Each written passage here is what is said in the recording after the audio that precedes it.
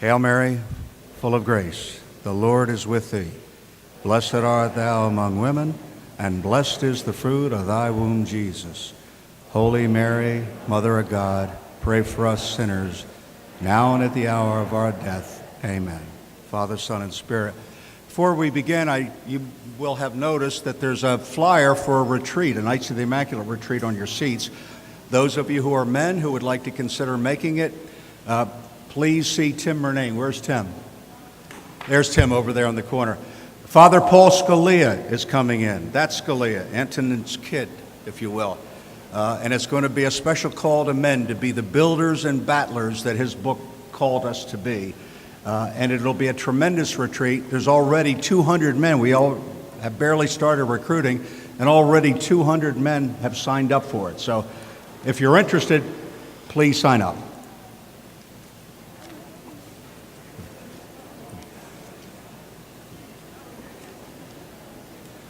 We have all watched in utter amazement as the catastrophic storms of the past month have decimated towns and cities, and now even whole island nations.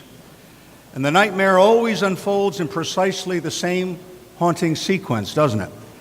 Nature's wrath hurls raging winds of nearly unprecedented force against unprotected and unprotectable communities in which our brothers and sisters live and work and pray and play one day and are without even subsistence the next.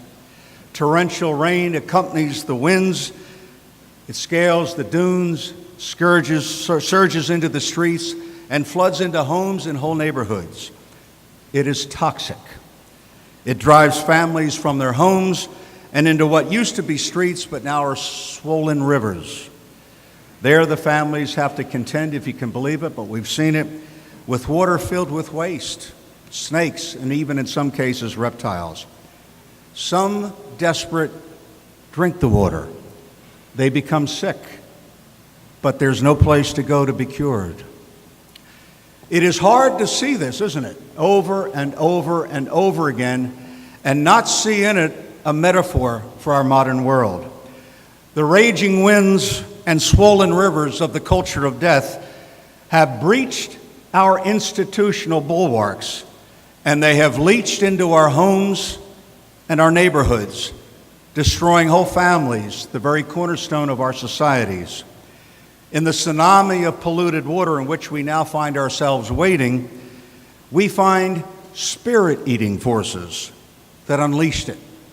Contraception, abortion, the selling of baby parts, in vitro fertilization, human cloning, and now the abomination of abominations, same-sex marriage. Too many of our families have taken in too much of this water. They are sick, and they do not know where to go to be healed. Lucia spoke of this, as we heard, before she died. She said the final battle between Jesus and Satan will be waged over marriage and the family. Indeed, it is so. There is perhaps no other layman in our church or even in the world, I submit, who has waded into these polluted waters with the healing balm of truth, quite like our next speaker. And everywhere he goes, he brings the penultimate truth about the sacred transmission of human life. Heaven's own remedy for what most ails this generation. His name is Christopher West. He is the world's most recognized teacher and promoter of John Paul II's theology of the body, a bold biblical vision of life and love that takes us to the very core of what it means to be human. Mr. West is the founder and president of the Core Project, a global outreach dedicated to bringing this precious gift to couples and families all over the world. He's also, by the way, the founder and co-founder of the Theology of the Body Institute and one of its leading teachers. He is a best-selling author, as we all know, one of our greatest and in-demand most conference speakers, and yet, for all of this, he's just a humble husband and father of 5. I'm going to ask you now, please welcome to the podium Christopher West, a man who has made us all proud when we see him represent what we hold most dear on national television programs and syndicated programs and all the other places he shows up to preach about the sacred transmission of human life. A remarkable man, Christopher West.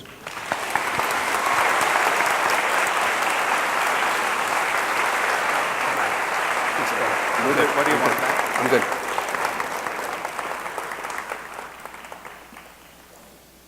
What is the title of the biography of John Paul II written by George Weigel?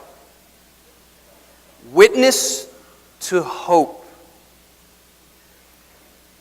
Ralph helped us to understand the moral crisis. Paul helped us to understand the historical context of that stunning event of May 13th, 1981, the assassination attempt on John Paul II. I want to link the two together and breathe hope into our lungs, God willing. It's the Holy Spirit who breathes that hope, right? What did Christ do when he showed up after the resurrection? What did he do for the apostles?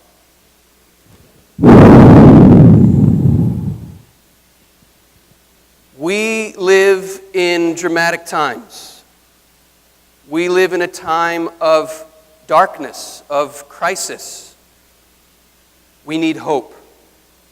John Paul II was, above all, a witness to hope. I too want to draw, as Brian did, from a natural phenomenon as a metaphor. August 21st of this year, America witnessed what?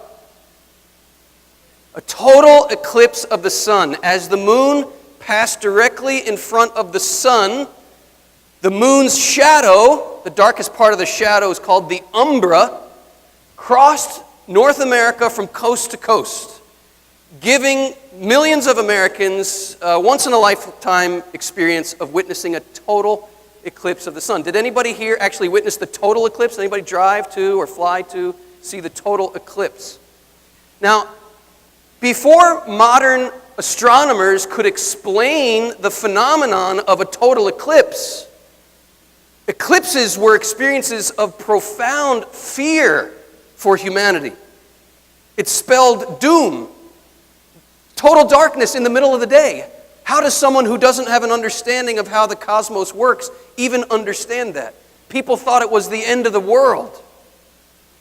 Right? With modern astronomy, we know, okay, here comes the shadow. It's going to get darker. It's going to get darker. It's going to get darker. We're going to be right in the heart of the darkness for a time, but there's no reason to panic. Why? This too shall pass, right? It comes and it goes. I'm going to suggest to you that this is an apt metaphor for what's happening today. We are experiencing what I would call a total eclipse of the meaning of love, of human life, of the human person, of marriage, of sexuality. And this is happening because of what I would describe as the total eclipse of the body. The total eclipse of the body. Are there any astronomers, if you will, to draw out the metaphor, are there any astronomers that can help us make sense out of what is happening? Because if we don't find some astronomers to help put all this in context, we will panic. And understandably, without understanding what's going on, a lot of Christians today are panicking. John Paul II's main message in his opening homily when he became Pope, which we heard earlier, was what? Be not afraid. Let's just translate that and say, don't panic. And guess what? It's going to get darker before it gets lighter. That's the nature of an eclipse. We're not at the center of the umbra yet. It will get darker. But the eclipse will pass.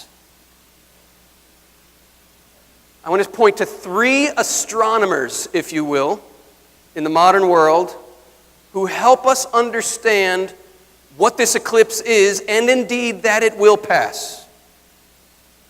Number one, Our Lady of Fatima. Number two, Pope Paul VI. Number three, Pope John Paul II.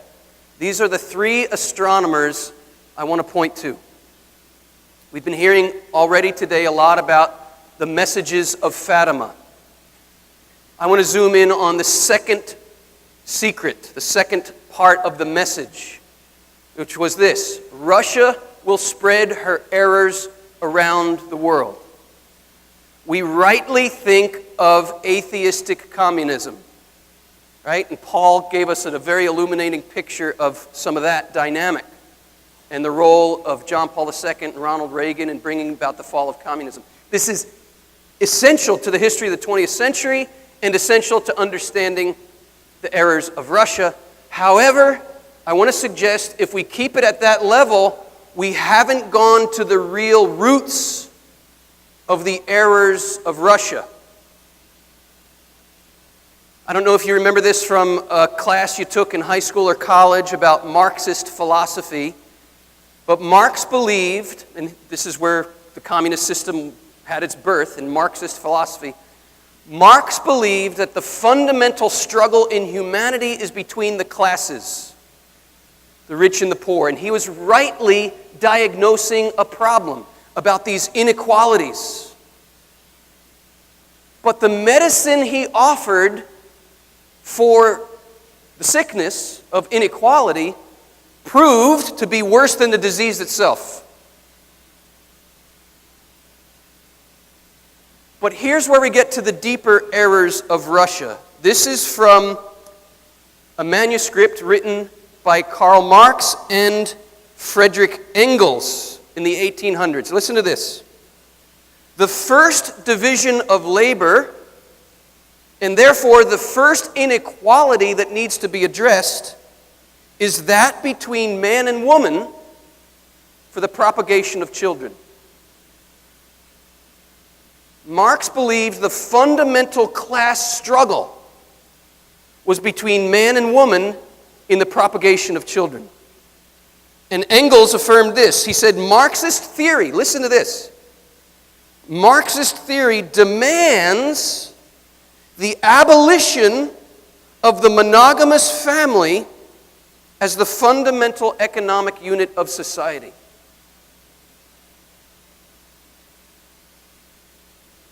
Shall I read that again?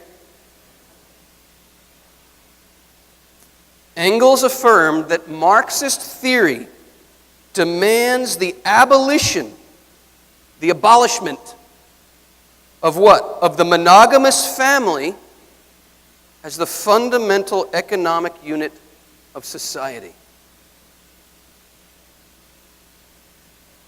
Indeed, feminism, and by this I mean the radical feminism, not the appropriate feminism, that seeks to address inequalities between men and women, not by eliminating the sexual difference, right? But this is what the radical feminists have tried to do in the 20th century and now into the 21st.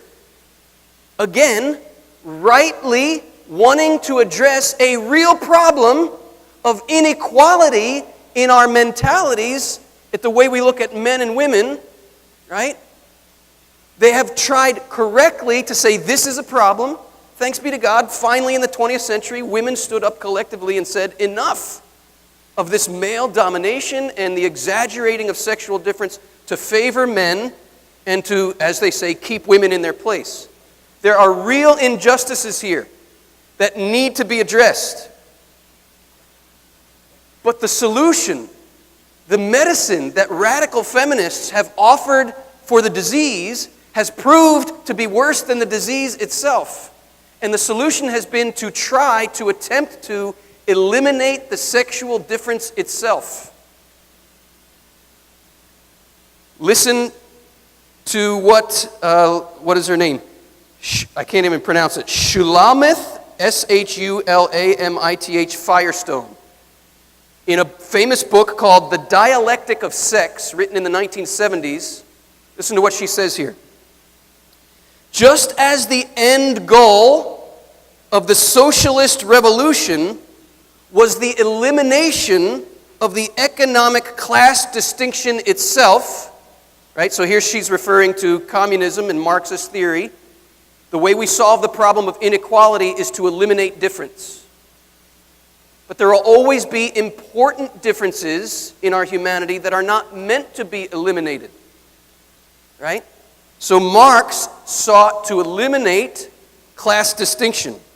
And she says, just as that was the goal of the socialist revolution, so the end goal of the feminist revolution must be the elimination of the sex distinction itself, so that genital differences between human beings would no longer matter culturally.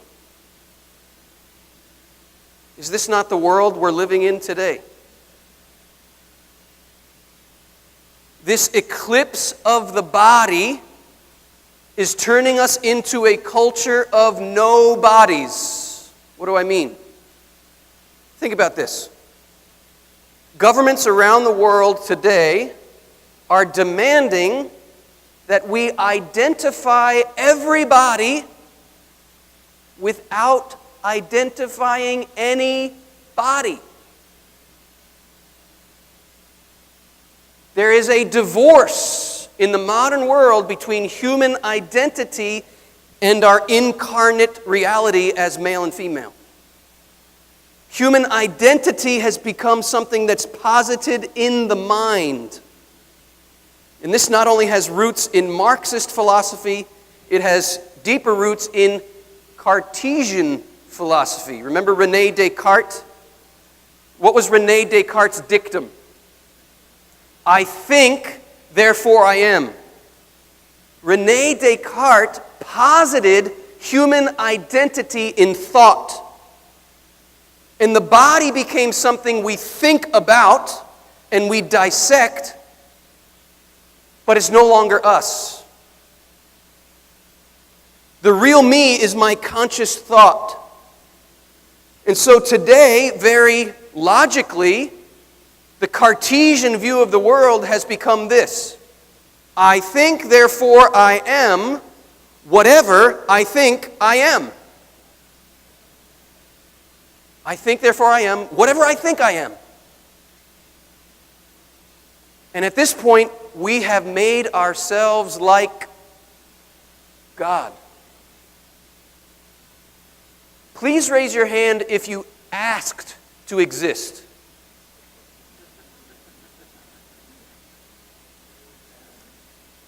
This means our existence is a gift. We do not determine our existence. We do not determine what a human being is. It's something we must receive as a gift. And the truth of our humanity is under violent attack. In a culture that identifies everybody without identifying anybody, we become a culture of no bodies. And this is very, very dangerous for us. But guess what? Believers themselves, Christians themselves, are often guilty of a very similar error. We tend to think of our bodies as an afterthought. We speak of living a spiritual life. And when we think of living a spiritual life, but we're actually wearing Cartesian lenses, and guess what? If you were raised in Western civilization in the 20th century, and I guess we all were, whether we know it or not, we're wearing Cartesian lenses, because this is what was taught to us. Our main frame for the human body is biology. Thanks be to God for biology. Thanks be to God for everything modern science has learned about the human body, right? But if we reduce the human body to something merely biological, we will lose sight of the fact that the body is theological. It reveals the logic of the divine. It makes visible the spiritual reality of who God is and the deepest truth of the human being. Your body is not a shell in which you dwell. Your body is you. Let's do a little quiz. True or false? Man is a spiritual being. True or false? Man has a spiritual nature. Now, I set you up to fail. But if we are thinking with the mind of the church, we will recognize we cannot say true to either of those statements. The fact that we have the immediate reaction to say true is because we are wearing Cartesian lenses. Man is not a spiritual being. Angels are spiritual beings. What kind of beings are we? Human beings. Did you know you're a human being? Man does not have a spiritual nature. Angels have a spiritual nature. What kind of nature do human beings have? Human nature. Now, if I were to ask the question, is human nature spiritual? Yes, but that's only half the answer. Because human nature, by nature, is the marriage of the spiritual and the physical. The body is not an afterthought in human nature. And oftentimes we Christians ourselves, unwittingly, because we haven't understood the meaning of our bodies, we have in fact played right into this error of Russia. What is needed to reclaim the truth of who we are, what is needed to overcome the deeper error of Russia, is a deep biblical theology of the body. Wouldn't that be awesome if we had one?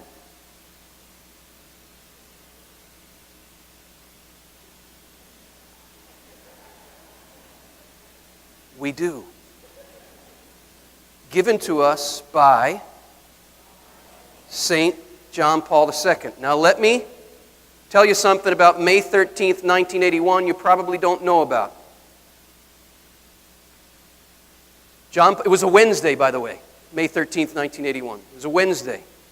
And John Paul II was in the middle of his Wednesday catechesis on the theology of the body. If you don't know this, Theology of the Body is a collection of 129 short talks that St. John Paul II delivered between September of 1979 and November of 1984.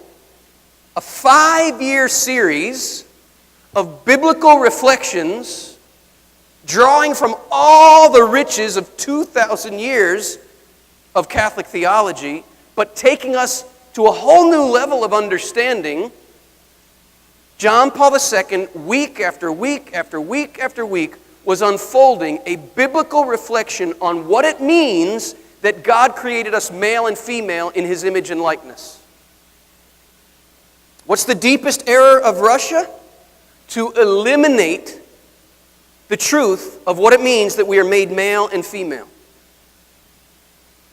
That's the deeper error of Russia. It has spread around the world with swiftness. And even I've been doing this work for 20 years. What we have witnessed just in the last 3 or 4 years, we are in a free fall. We are in a free fall. We don't understand what it means that we're male and female. When I discovered this theology of the body in 1993, I was 24 years old at the time. I remember holding this in my hands thinking, this is the answer to the crisis of our times, and nobody's talking about it. Nobody even knows about it. I went to Catholic schools my whole life, never heard it. I knew then I would spend the rest of my life studying this theology of the body and sharing it with the world. And a lot has happened in the last 20 years. The efforts of not just me, but of many people who have come into this field, this particular little gift of John Paul II, and are spreading it. It is spreading, but there is still much, much, much to be done. Let me just take a little poll here. How many of you have already done some serious work studying John Paul II's theology of the body? Serious work studying it. Okay, take a look around this room. Keep your hands up so everybody can see.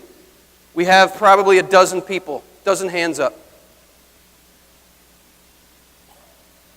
So that's just an indicator of how much work remains to be done. Now, people who come to events like this, these are like the committed Catholics.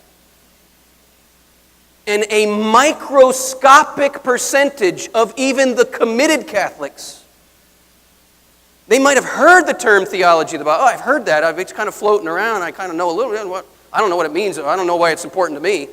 I'm not even married. What does that have to do with me? People will say, whoa, whoa, whoa, whoa, whoa, whoa, whoa. If you have a body, this theology applies to you. Theology of the body is for... Because theology of the body is a reflection on the deepest questions of human life. What does it mean to be human? Why do we even exist? Why did God make us this way? Why didn't He just make us angels? Why do you have a body? What's a body even for? And ultimately, theology of the body is a reflection on the incarnation. John Paul II says, if it seems strange for us to speak of a theology of the body, it shouldn't if we believe in the incarnation. Right? Again, we're wearing these Cartesian lenses, and we have God and spiritual things over here, and we have bodily and physical things, especially sexual things, over here. This is not a Christian view of the world. See, we live in a world that tells us our bodies are meaningless. We have a faith that says our bodies reveal ultimate meaning. Our bodies were given the capacity by God to reveal the ultimate meaning of everything. Everything. That's a little much, Christopher. Come on, really? If that seems a little much, I will propose to you, you have not really pondered what it means that the Word was made flesh. What is the Word? Okay, in English we translate the word logos with the word word. Okay, it's not inaccurate, but it's not very rich. We've heard this a million times. The Word became flesh. In one ear, out the other. Pause, pause, pause. Logos. The Logos became flesh. What does this mean? Logos means ultimate meaning.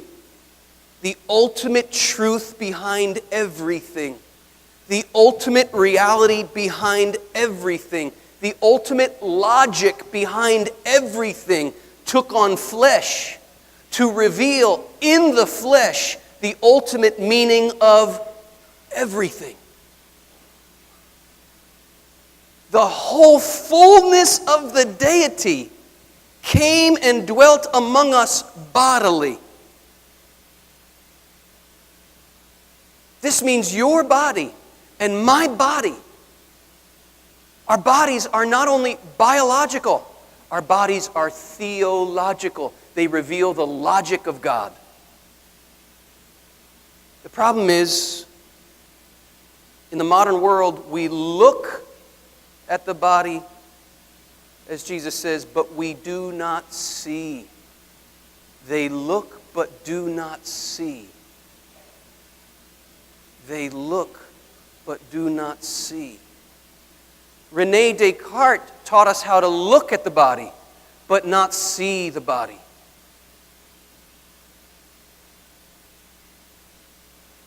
One of the first things Jesus says in the Gospel of John is this: Come and become one who sees.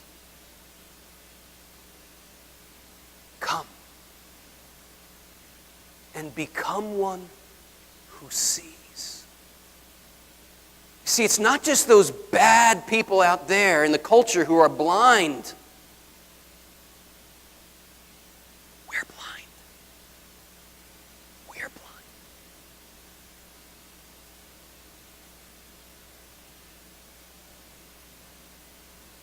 And we're never going to solve the problem of the world out there when we are the blind trying to lead the blind. But here's the good news, and here's the hope. Here's the... Jesus is in the business of giving sight to the blind. This is good news. This is our hope. But we have to be humble and say, oh my gosh, I thought I was the Catholic who had it all figured out and the rest of the world was going to hell, and if they just listened to what I thought, everything would be great. No, we have to be humble and say, whoa, whoa, whoa, whoa, whoa, whoa, whoa. Lord, I don't see. I see maybe a little bit, but there's so much more I need to see. Remember the blind guy who was touched by Jesus and he only was healed a little bit? So all of us have been touched by Jesus, right? I don't want to undermine that at all. In fact, I honor it with profound reverence because any touch of Jesus is a miracle of grace. So rejoice in that, but do not rest on yesterday's graces. There's more that He wants to show us. He needs to touch us again and again and again. And we have to be humble enough to say, Jesus, Son of David, have mercy on me. I want to see. I want to see. I want to see.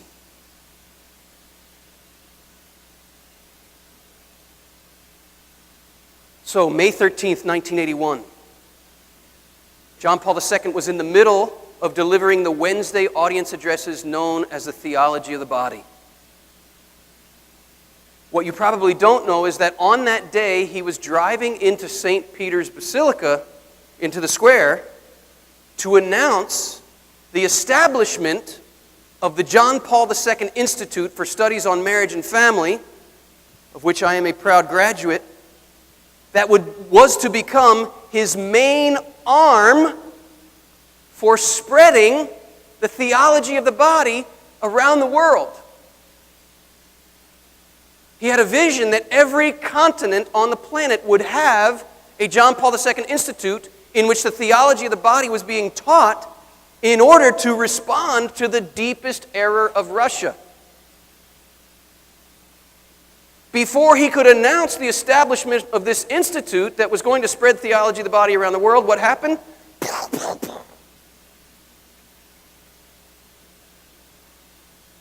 Listen to what John Paul II says. This is in his final book that he ever wrote, actually, Memory and Identity. It was published just a month or two before John Paul II died. Listen to this. Around Christmas 1983, I visited my attacker in prison. We spoke at length. In the course of our conversation, it became clear that he was still wondering how the attempted assassination could possibly have failed. He had planned it meticulously, attending to every tiny detail. Mahatma Ali Akka, however you say his name, he was a trained assassin. He shot John Paul II at point-blank range. He knew how to kill. And he was absolutely baffled that his target did not die. And because it was in the press, Ali Akka found out that he had shot the Pope on this day, May 13th, 1981, which was a feast of Fatima. Who's that? But he became absolutely obsessed with Fatima. Listen to what John Paul II says. The interesting thing is that his perplexity the perplexity of how are you still alive, had led him to the religious question. He wanted to know about the secret of Fatima and what it was. This was his principal concern. More than anything else, he wanted to know what is the third secret of Fatima. Perhaps those insistent questions showed that he had grasped something really important. Ali Agca had probably sensed that over and above his own power, over and above the power of violence and shooting and killing, there is a higher power. He then began to look for it. And John Paul concludes, I hope and pray that he found it.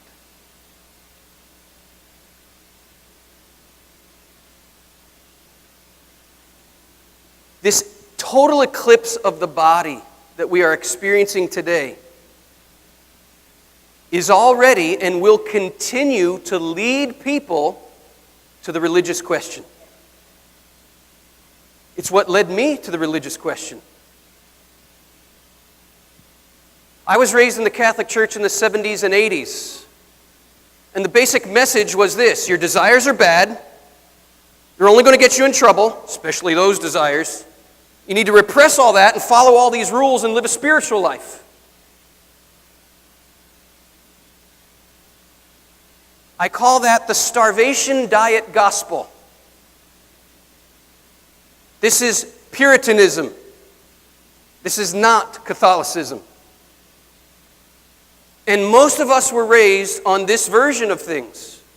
We don't know what our desires are for. And we think especially those desires, erotic desires, are evil. Do not give the devil his own clay. The devil doesn't have his own clay. All the devil can do is take God's clay. And God looked at everything he made and said, behold, it is very good. Remember, we were naked when he made us. And he looked at our naked humanity that he made and said, behold, it is very good. You see, the problem with pornography is not that it shows naked bodies.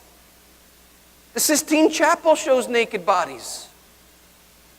The problem with pornography is the manner in which it shows the naked body.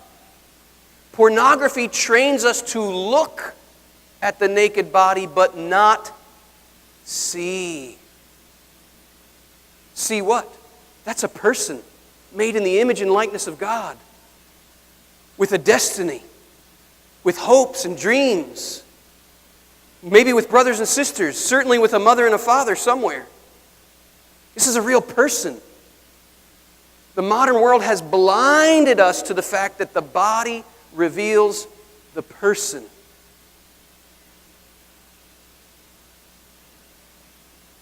I lost my train of thought when I got on pornography. What was I talking about right before that? Anybody remember? Desire, thank you. Got it. Desire. What are these desires for?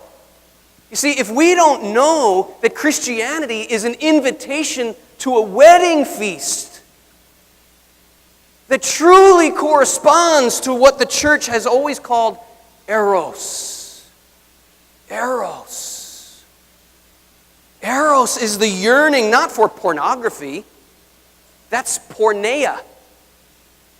Right? Eros is the yearning for infinite love, for infinite goodness, for infinite beauty. I like to say God gave us eros to be like the fuel of a rocket that has the power to launch us to the stars, to infinity and beyond. This is God's plan for us, to launch us to the marriage of the Lamb. That's how Scripture describes heaven, a marriage. An infinite union with God. I need to go grab something. Hold on, I'm not going far.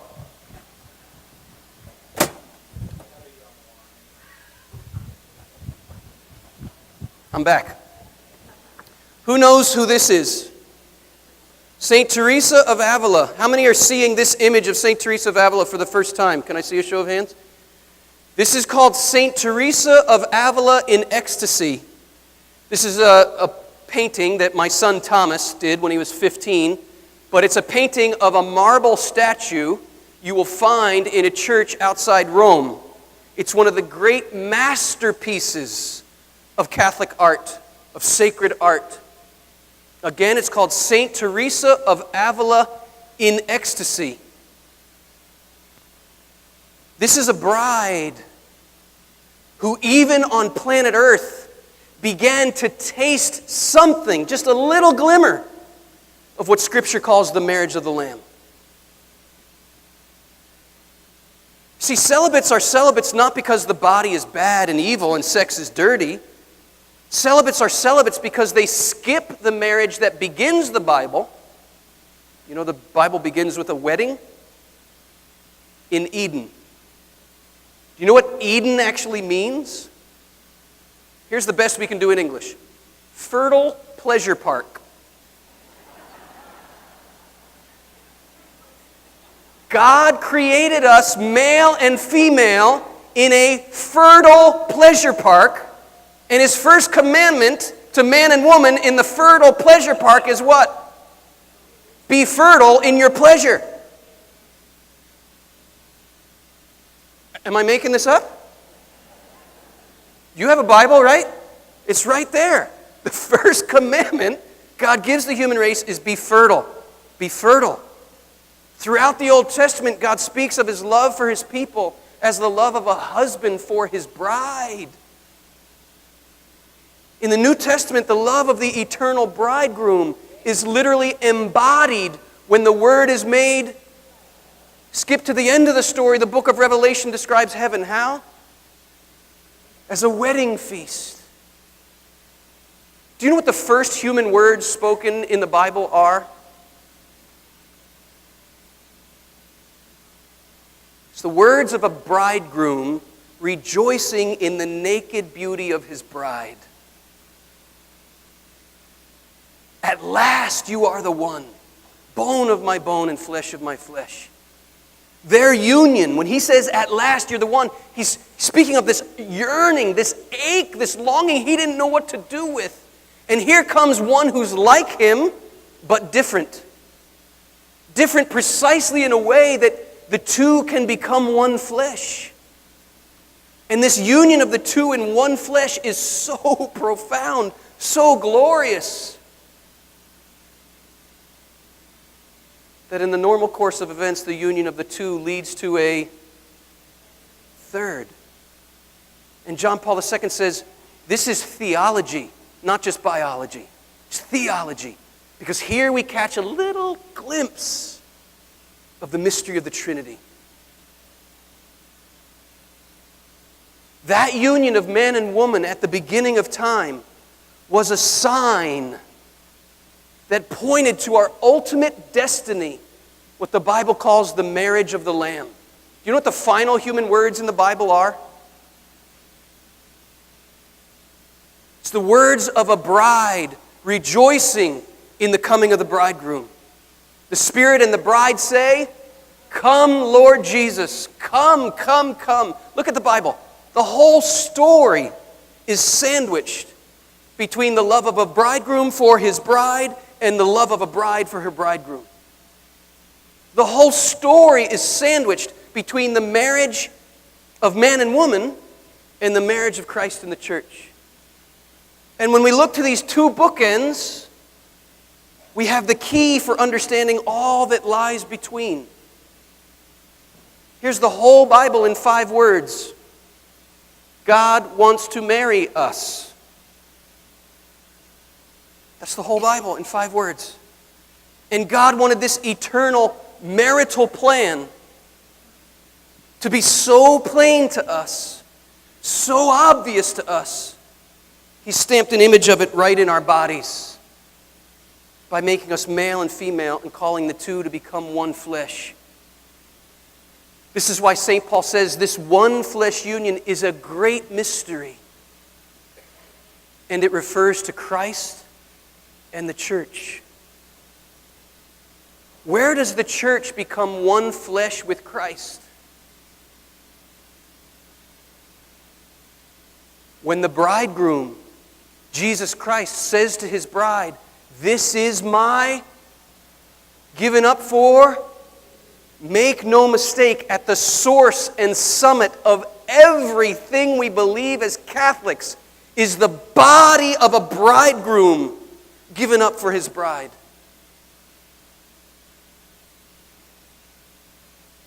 See, we look at the body, but we do not see. This is what we're meant to see when we're standing there in the shower. My body tells this story. Could the consecrated celibates among us stand for a moment? If you're a consecrated celibate, do you mind just standing for a moment? These women and this man, do we have any others? I don't want to miss out on anybody. These women and this man, they have not rejected the meaning of their bodies and their sexuality. Like Teresa of Avila, they're skipping the first marriage that starts the Bible and devoting themselves whole and entire to the ultimate marriage. These are married women. Who did they marry? The big guy. Do you know what a habit is? It's modeled after a wedding gown. Hello. A celibate priest is a married man. Where'd you go? You sat down, Father. Maybe you need to, but he's a married man. Who's he married to? He's married to the church. Why do we call him Father? Because he's born lots of spiritual children through the gift of his body and his spiritual seed. Where did he train to be a priest? The seminary.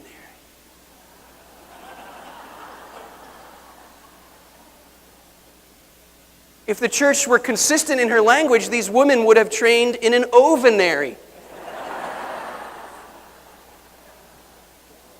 You see, here is where the sexual difference matters. Here's where the sexual difference matters. Where? In the call to Holy Communion for the purpose of generating new life.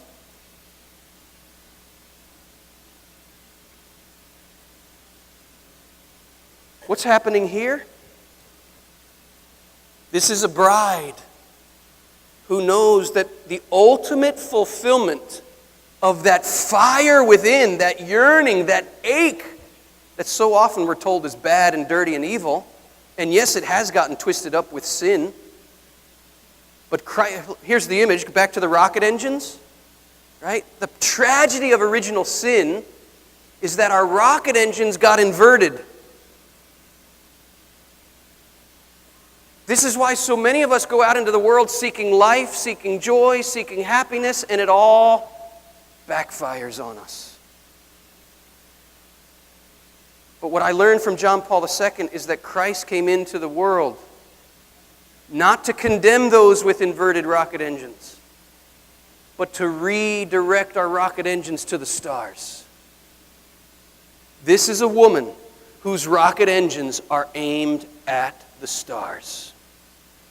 This is one of those wise virgins that Jesus spoke about.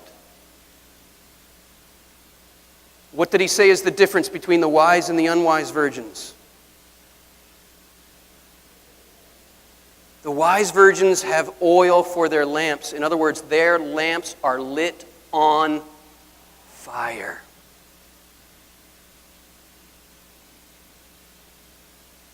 This is how we change the world, right here. We have to allow ourselves, whether we're married, consecrated celibate, or single, we have to learn by God's grace how to redirect our rocket engines to the stars.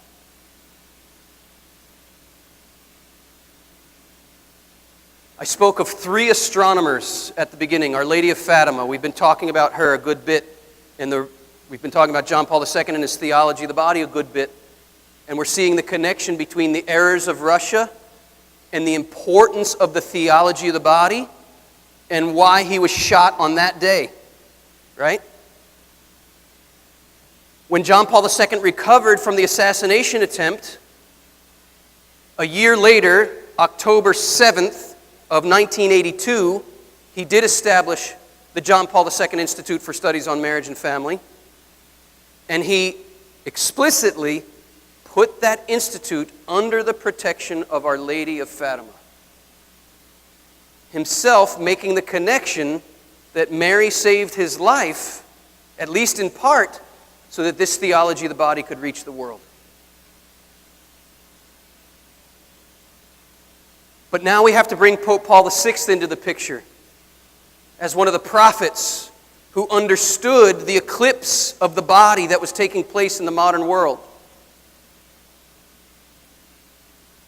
Let me go back to what that feminist author wrote in the 1970s. I'll read it again. Just as the end goal of the socialist revolution was the elimination of the economic class distinctions itself, so the end goal of the feminist revolution must be the elimination of the sex distinction itself, so that genital differences between human beings would no longer matter culturally. How would it be possible to eliminate in our minds the essential meaning of the genital difference? How do you do that? By eliminating the function of the genital difference. What is the function of the genital difference? Suppose an alien from a genderless world came to planet Earth to study the human being.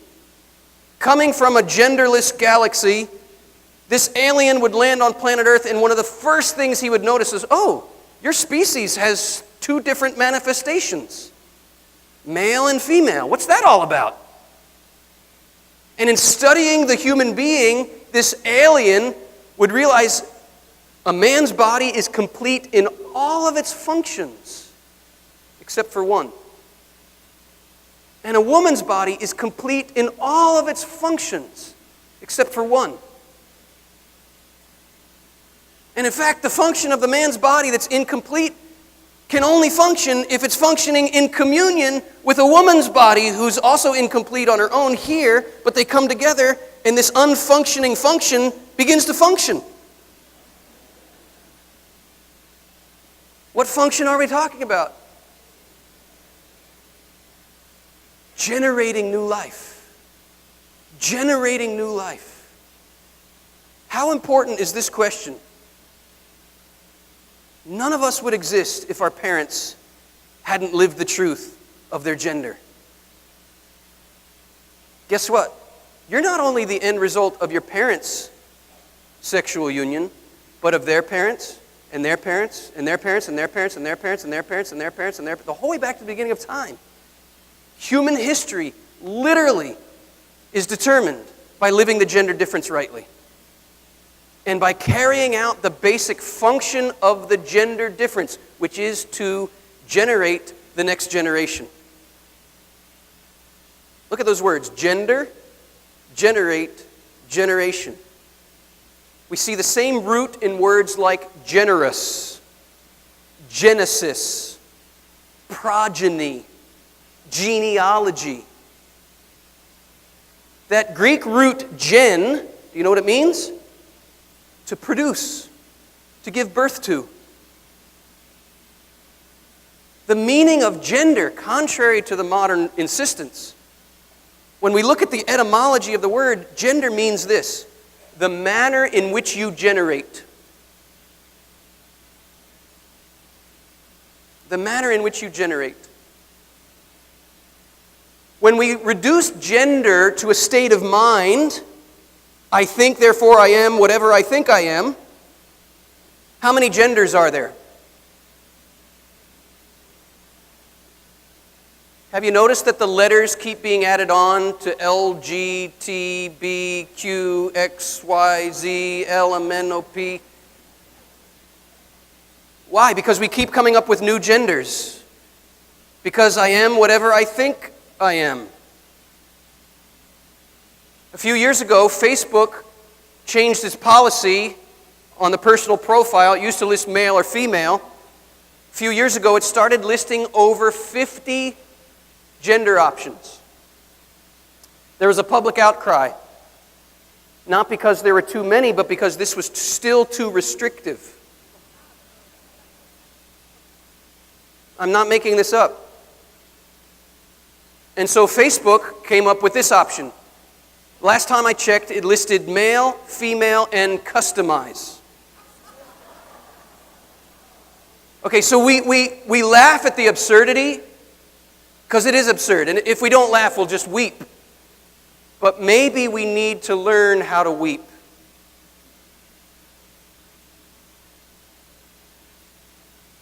Maybe we need to learn how to weep.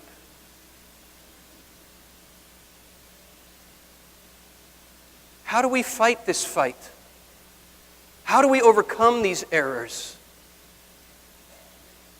We have to put on the armor of God.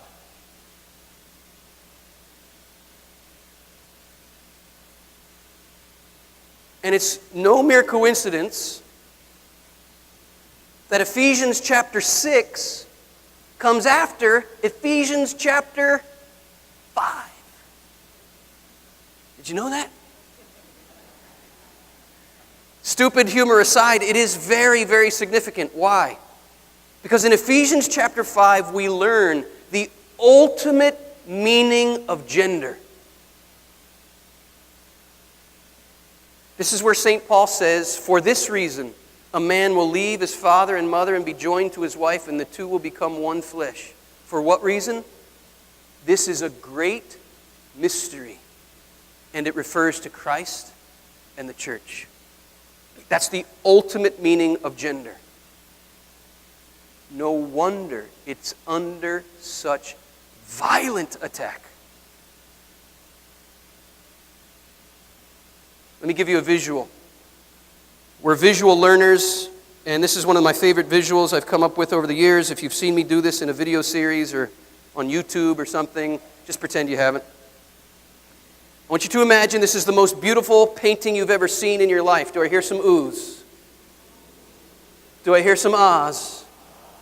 Thanks for playing. What is this a painting of?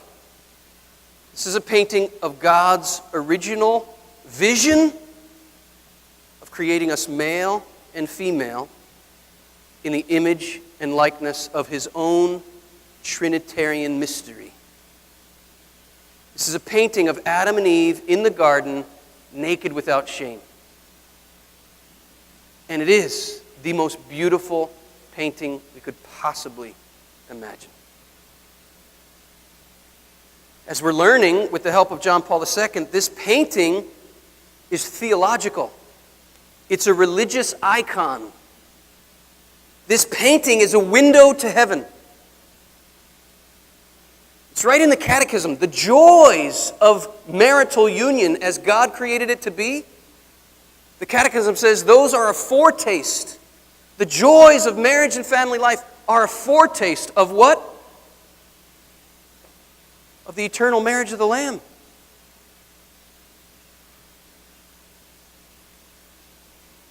This is meant to launch us like a rocket to heaven. And this is why the enemy hates this painting with all his diabolic fury. So he aims all his arrows right here. And here's what happened to the painting with original sin. It became terribly twisted up and dysfunctional.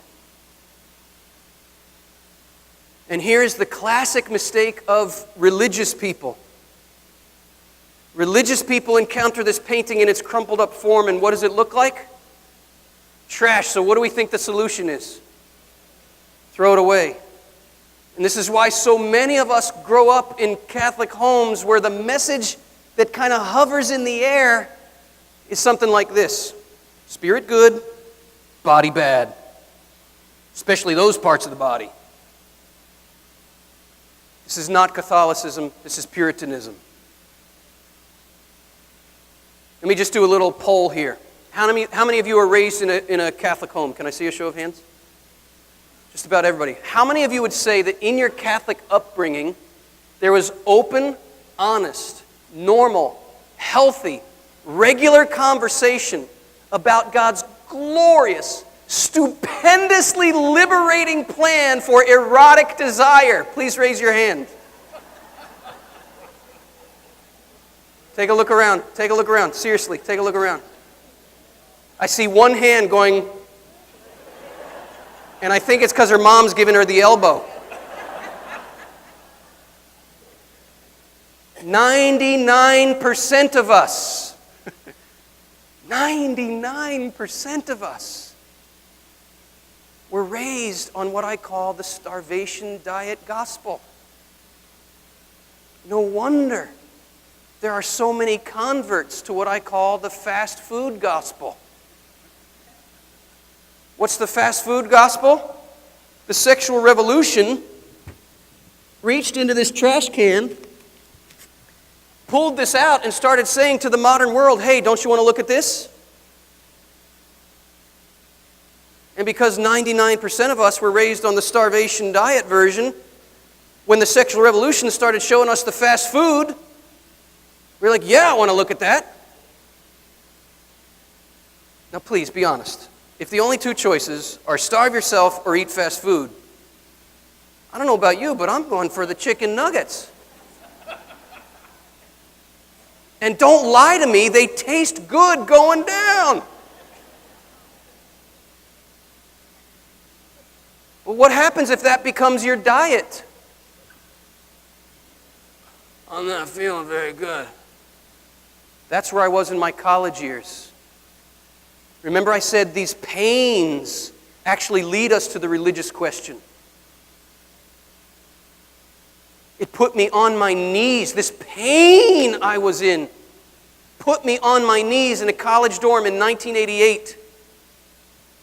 I did a little experiment one weekend in college that changed my life forever. I decided to stay sober for one weekend, and it changed my life forever because I started to see what was really going on. And all this high-fiving among the guys. Did you get some last night?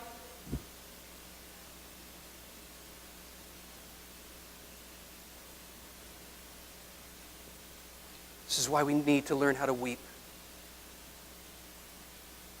We don't know who we are. If we've been doing this our whole lives, we don't know who we are. If we've been indulging in this our whole lives, we don't know who we are. And if you're like me, you've probably oscillated between the two. Oh, I know I shouldn't do this, but oh man, it tastes good. And then, oh, you go to confession, and then you think the solution is just throw that away. It's bad, it's bad, it's bad, it's bad, it's bad, it's bad, it's bad. Guess what? There's another way to see. There's another way to think. There's another way to experience our sexuality. Right at the same time the sexual revolution was getting underway in the 50s and 60s, a young Polish saint named Karol Wojtyła also reached into this trash can and pulled this out and started saying to the modern world, you mustn't throw this away. Guess what? The sexual revolution was correct to say we mustn't throw this away. But the sexual revolution didn't know something that we know by faith. There was an original plan for this that got all twisted up. And this young Polish saint started saying to the modern world, this is what we got to do. Let me show you who you really are. And by reflecting on what came to be known as the theology of the body, he uncrumpled the painting for us. And some 25 years later, this same young Polish saint became Pope. And the first major teaching project he gave the world was the uncrumpling of this painting. And when he tried to establish an institute to spread this around the world,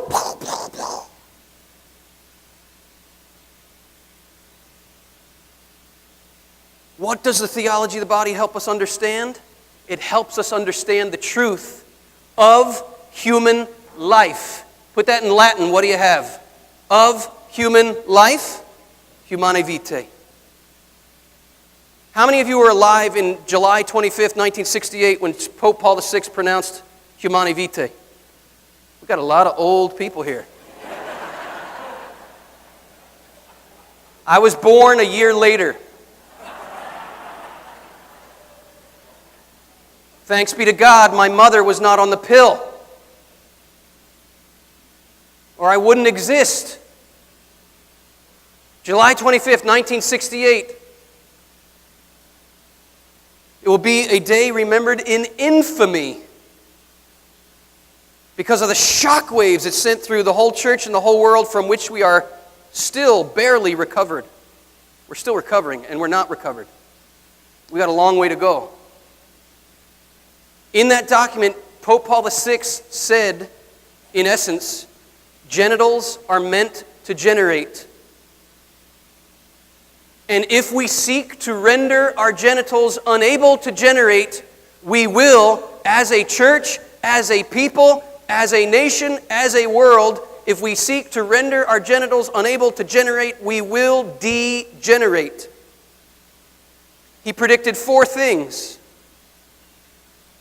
He said there will be rampant infidelity. Marriage will crumble because of it. He said women will come to be seen as objects for the mere pleasure of men. He said governments will no longer uphold the dignity, rights, and meaning of marriage. And he said human beings will begin to think that they have unlimited authority to manipulate their bodies any way they please. In 1984, the future Pope Benedict XVI said this: "We will atone in our day for the consequences of a sexuality which is no longer linked to procreation. It logically follows from this that every form of genital activity becomes equivalent." Let me demonstrate why. Every form of genital activity becomes equivalent. Why? See, when we truly understand what genital activity is meant to be, genital union is the union of genitals, right? What did that alien discover? Oh, male and female go together, and the purpose is to generate the next generation. When we understand that that's the purpose of gender, the manner in which you generate, we understand there are only 2 genders. As Jesus says, haven't you read that in the beginning God made them male and female? 2 genders. It's for the purpose of the next generation.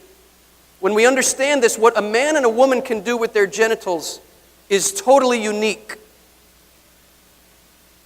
What 2 men might be doing with their genitals, we can never, or 2 women, we can never raise same-sex unions to the level of what a man and a woman are able to do, right? It's impossible. But it is not impossible to lower what a man and a woman might do to the level of what 2 men or 2 women might be doing. Are you following me? How do we lower it? Contraception. Because the goal now is no longer forming the next generation. The goal now is what? Pleasure. And when the goal is pleasure, guess what? It's the same thing as the goal of 2 men or 2 women. And this is what the modern world means by marriage equality. And guess what? So long as we are wearing contraceptive glasses, they're right. There's no difference. Do you know who Paul VI was on July 25th, 1968? And by the way, just a brief word on the history. 1930 was the first time any Christian denomination said it was okay for married couples to use contraception. The Lambeth Conference, the Anglican Church, opened just a crack. And the chaos we're living in now was predicted by wise men and women around the world who understood that when you render genitals unable to generate, you degenerate. Within 30 years, from 1930 to 1960, every Christian denomination fell. Not only opened a crack, but began promoting contraception as the responsible thing to do. Everybody thought the Catholic Church would go the same way. The enemy always is after the womb. To turn the womb into a tomb. That's what he wants to do. Always. To turn the sanctuary of life into a place of sterility and death. This is who the enemy is. This is what he wants to do. What does he want to do in Revelations 12 before the pregnant woman? He wants to devour the child. Turn the lights on and you'll see this is what's going on in the world. But guess what? Here's the good news of the gospel. Christ came to turn the tomb back into a womb. Back into a place of life. This is how redemption happens. This is how redemption happens. Paul VI, July 25th, 1968. The big, I'm using the imagery from Lord of the Rings. What's that big fiery thing that comes from the depths of the bowels of the earth or whatever? The Balron or whatever. He was knocking on the door of the Vatican saying, "Let me in, let me in." Pope Paul VI, the true vicar of Christ, says, "You shall not pass." Hallelujah indeed. Hallelujah indeed.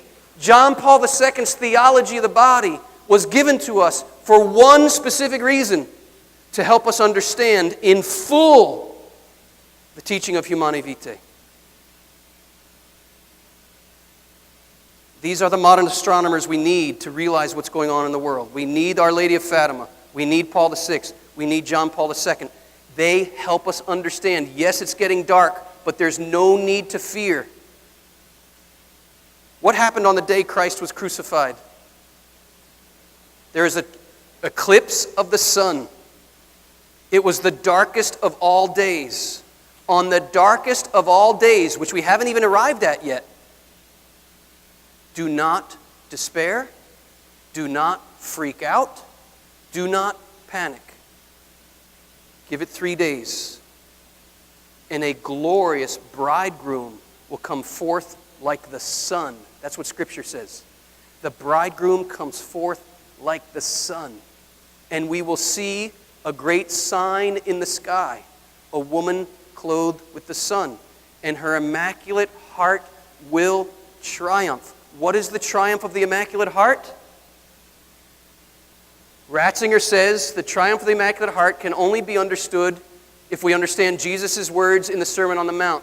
Blessed are the pure in heart, because they shall see God.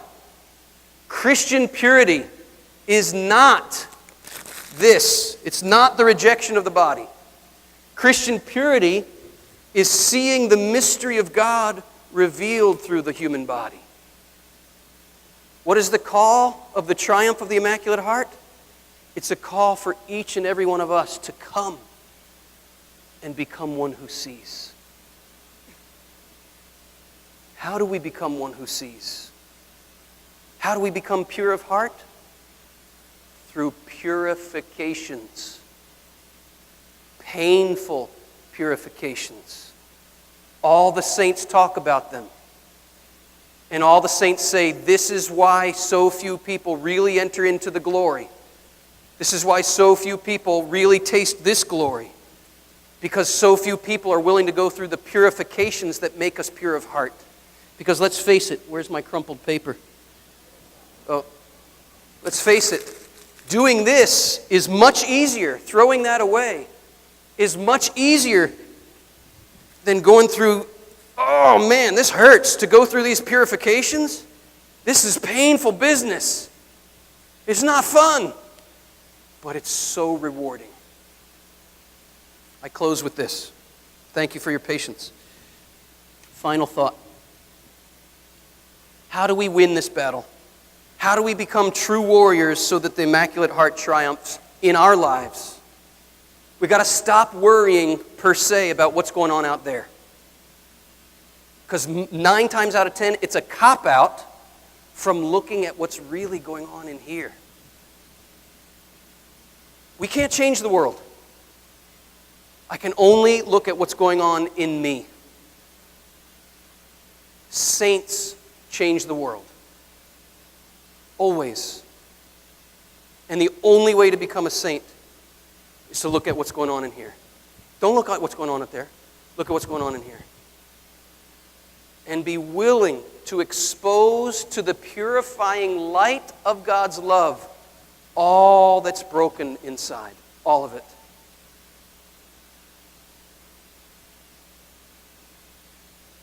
And bring it out into the light. He knows everything about us. And He's not afraid. He's not afraid of what goes on in us. The good, the bad, and the ugly. And He wants it exposed to the light so He can heal us. So He can uncrumple this painting in each of our lives. My brothers and sisters, first piece of armor that we have to put on to win the spiritual battle, it's right in Ephesians chapter 6. Gird your loins with the truth.